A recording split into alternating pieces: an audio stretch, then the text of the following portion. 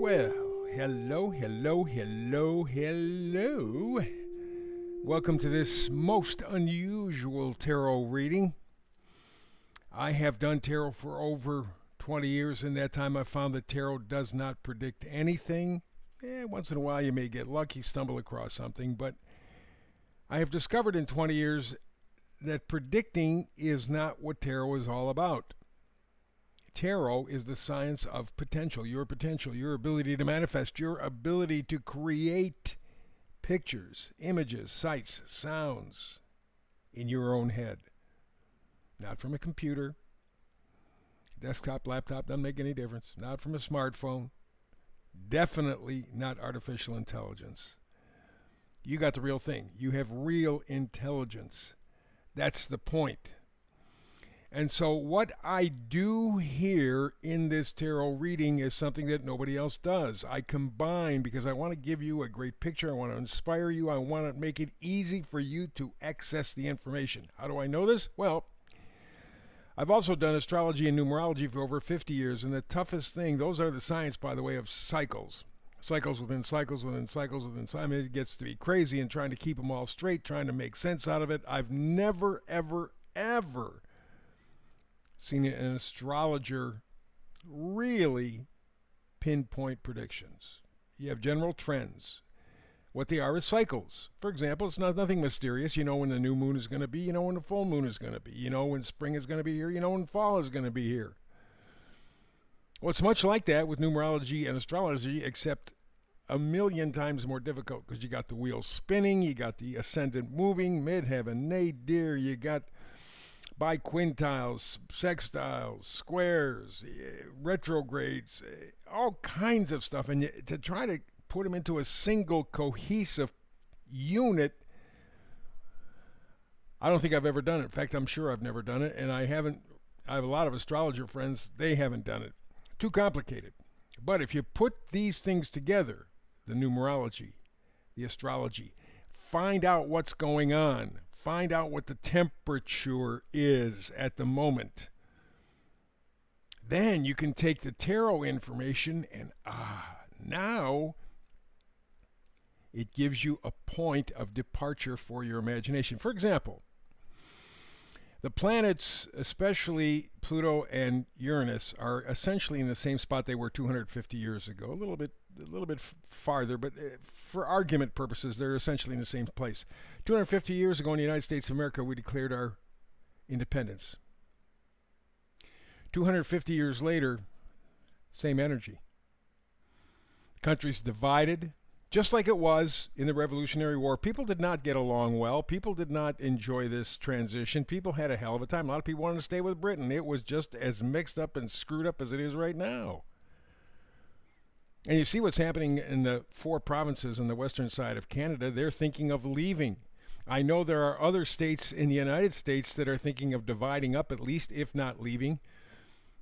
It's the same energy. Pluto is evolution. Uranus is revolution. And we got some additional little things to have to consider as well. So it's very complicated, very difficult, and that's the reason why I bring in the astrology, numerology, tied together with the tarot. The key idea here is to be poised. Okay? Get ready for the race. You're stuck in between the peanut gallery and a playing field. You're not actually playing the game, but you're not just sitting in the stands making noise. You're somewhere in transition.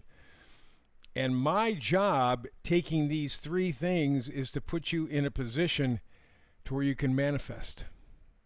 From your spirit, I build a storyline. I paint a picture in your head that you then can take and develop to manifesting. Because that's what the whole thing is here, about your ability to use your kryptonite, your ability to paint the pictures in your imagination. Again, don't depend on technology, because every time you do that, you're weakening your own mentality. You're getting dumber, you're getting stupider, you're a slave to technology, and we all are. You don't believe me? What if we had a power grid outage, which can easily be done because it's all electrified? It's all put into the matrix. So all they have to do is one algorithm and boom, your power is gone. You have no computer.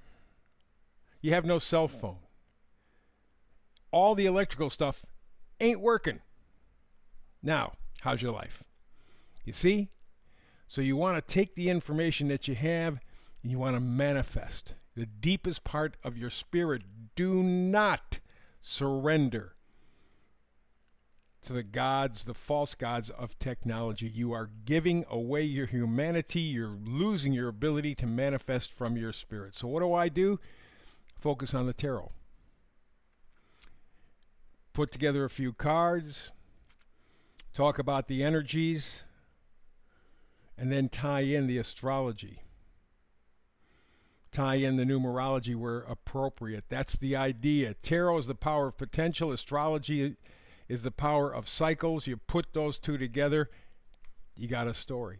You have a story that you understand, that's clear, concise, that will let you exercise your spiritual kryptonite, your ability to imagine, to manifest. How do I do that? Real simple. You got the 3 cards here.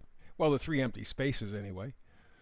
On the left, the karmic manifesting message. We're going to take each one of those cards, put a little explanation up there for you so that you understand. My goal is to get you to understand, to access the information, not just to talk bullshit at you so that you go, man, is he smart? I'm not smart at all. I can barely walk and chew gum. But I am interested in helping you be able to create pictures in your head. It's that important. We are on the verge of losing our humanity. So I have to do what I can to get you to tap in. 3 cards. Let's begin with the first one, huh?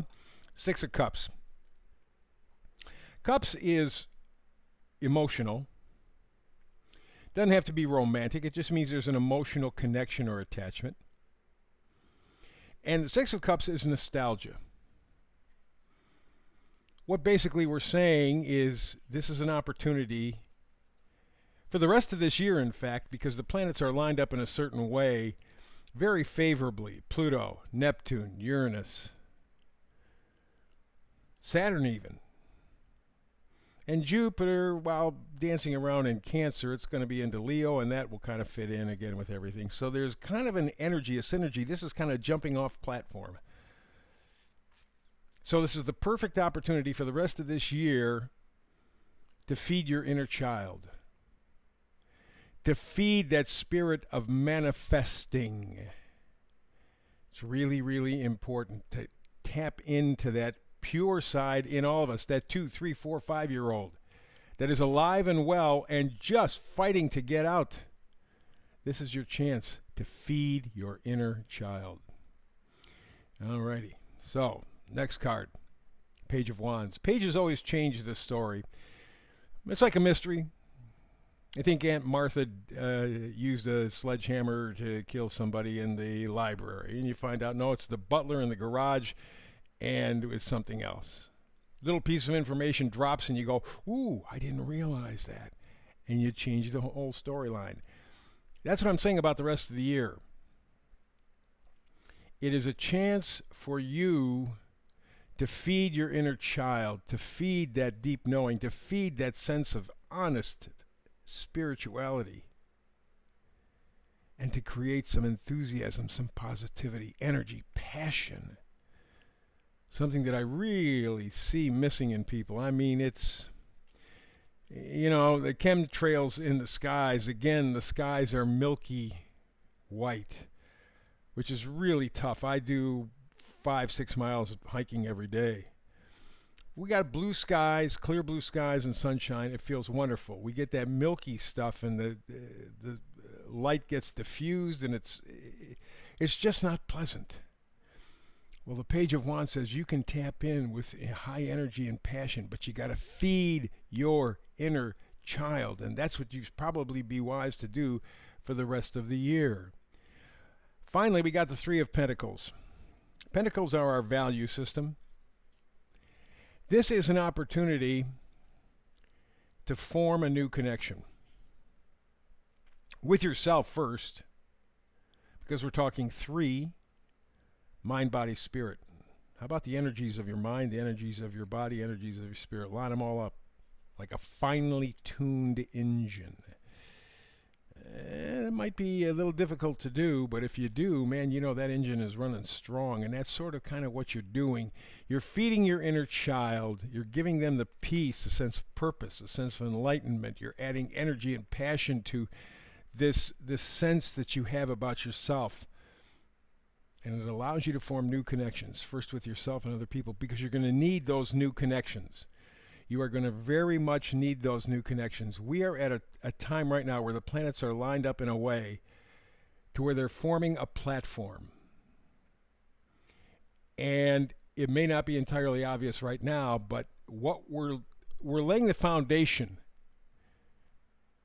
for the next few years ahead, 10, maybe 15 years ahead. You're going to see it. It's going to be profound. It's going to be amazing. Speaking of while we're doing it, let's do the astrology. 2025, the last half of the year, time of unraveling, time of illumination. You see what's going on in Canada. You see what's going on in Washington with Musk and Trump and so many other things. The truth is oozing out, and it's illuminating you, giving you a chance to see things more clearly. Create that positivity, feed that inner child. As things are unraveling and you're getting illuminated, you're becoming wiser. Don't interfere with the process. It may be a little uncomfortable, maybe a little difficult, maybe a little upsetting. Just shut up, carefully observe. I don't mean just look. I mean really see, observe, find the sweet spot. Because ultimately, by the end of the year, you have to formulate a new team mind. Like I said, we got Pluto, got Neptune, Uranus, Saturn, and kind of in and out is Jupiter. All forming real nice situations. Aquarius, Aries, Gemini. And soon, Jupiter will be into Leo. So it's fire signs, air signs. What happens when you got a flame going on in a chimney? Fireplace, do we still have fireplaces? You know, the bellows. You use the bellows on the fire in the fireplace and the fire raises up. That's where we're at right now. And I was talking about the planets in aspect. This is the year where they're kind of setting up the scaffolding for the building of the future. This is not an easy thing. And so, for example, Pluto and Neptune are in very favorable aspects right now, and they're really not going to be an issue again till 2381, so we don't have to worry about that so much. But the one we have to focus on is Pluto and Uranus. They got an opposition coming up. That's a tough aspect. Mid-2040s, about 2044, 45 to maybe 48. The last half of the 2040s. Watch out. Opposition is described as a period of significant change and transformation, potentially leading to radical shifts in society and a way of thinking. I don't know if the New World Order will officially take over before 2030. They're saying so, but maybe not. Maybe not.